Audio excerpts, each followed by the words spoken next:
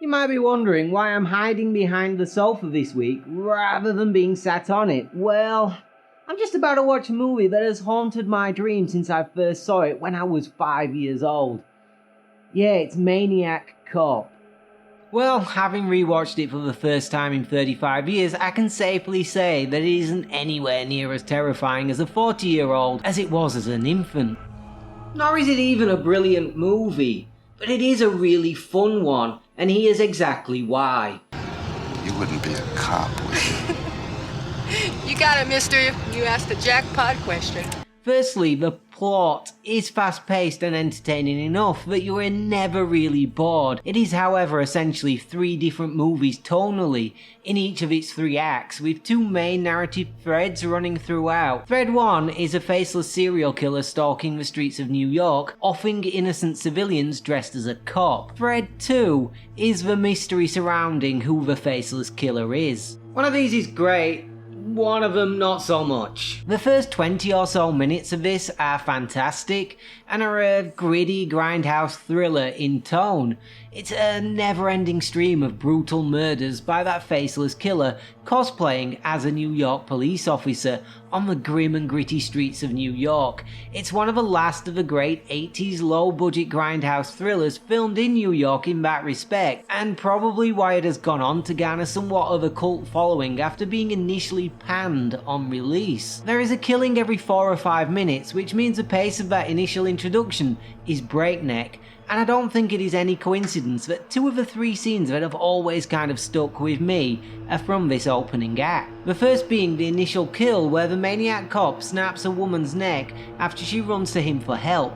Although I could have replayed this scene in my mind shot for shot, I'd have sworn it was much later into the runtime than it was, but no, this is literally within the first few minutes. It also highlights why the premise is so scary. The police are meant to be the protectors of society, there to help, but here one of them is portrayed as a merciless and terrifying indiscriminate killer. A lot of the great low budget and grindhouse films actually have at their core a nugget of social commentary, and there's maybe something to be said for this having that, but I'll save commenting on it fully until a bit later. Let it just suffice for now that the premise of a maniac cop being on the loose is one that is inherently terrifying, especially to a 5-year-old. The second scene I have always remembered is this one where the woman was snatched into a sliding door van, then turns up dead with her throat slit from ear to ear.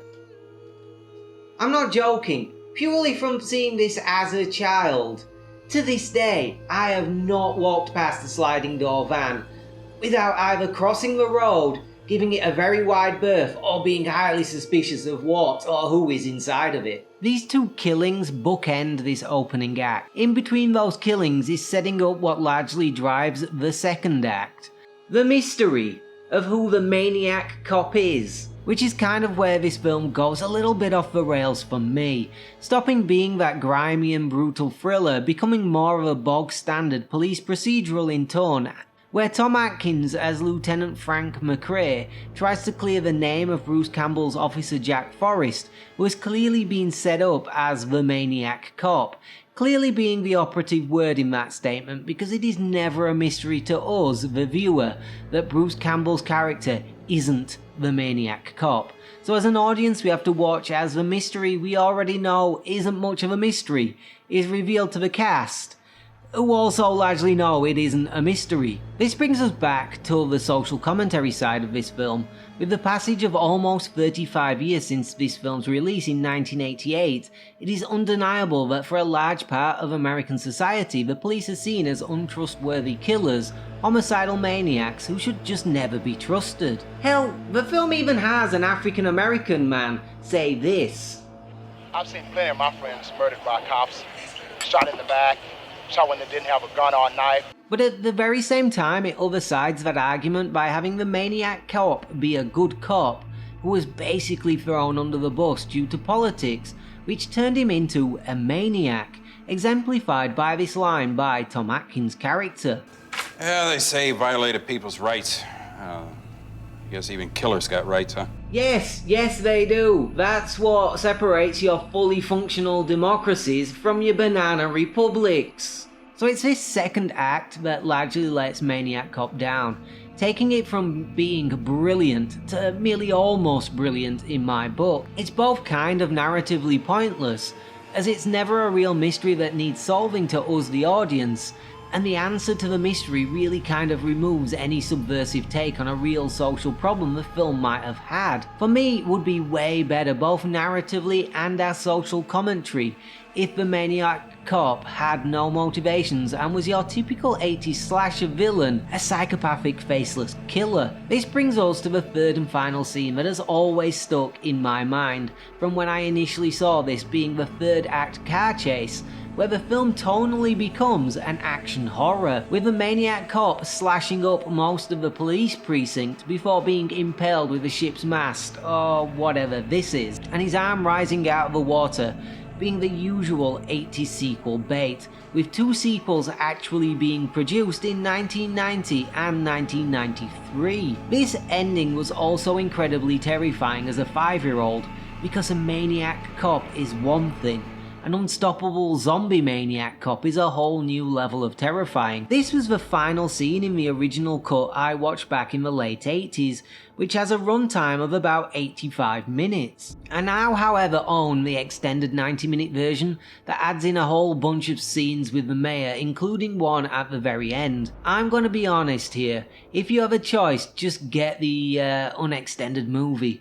The added scenes add almost nothing to the film narratively, and it's really obvious they aren't from the original print because the colours are all totally washed out and the picture looks really soft and blurry.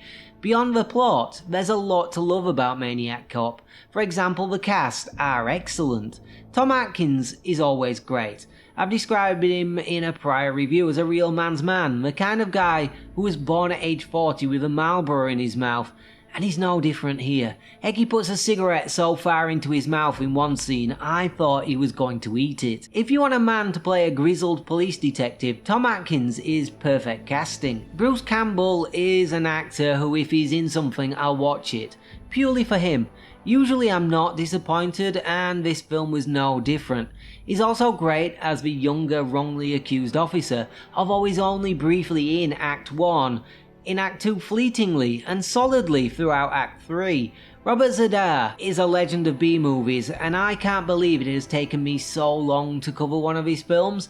He's perfect for this part because he doesn't really have to act, he just has to stand there looking menacing, which when you look like Robert Z'Dar isn't much of a stretch, which is good because let's be honest, you don't hire him for his acting ability. The supporting cast is made up of a whole bunch of recognisable B-movie and character actors, and you even get a Sam Raimi cameo. It's a stellar low-budget cast. So that was Maniac Cop. Those first 20 minutes or so have that real gritty and grimy grindhouse feel to them, with the whole film having maybe 20 or so killings, so you are never more than 10 minutes away from a relatively satisfying bit of gore. Although that being said, the killings aren't exactly inventive or particularly memorable, which along with the aforementioned second act is why Maniac Cop just about misses out on greatness for me, and instead has to settle for being an incredibly fun little thriller, well worth a watch instead. If you enjoyed that, then like, comment, and maybe even subscribe, because next week I'll be back with Tokyo Gore Police.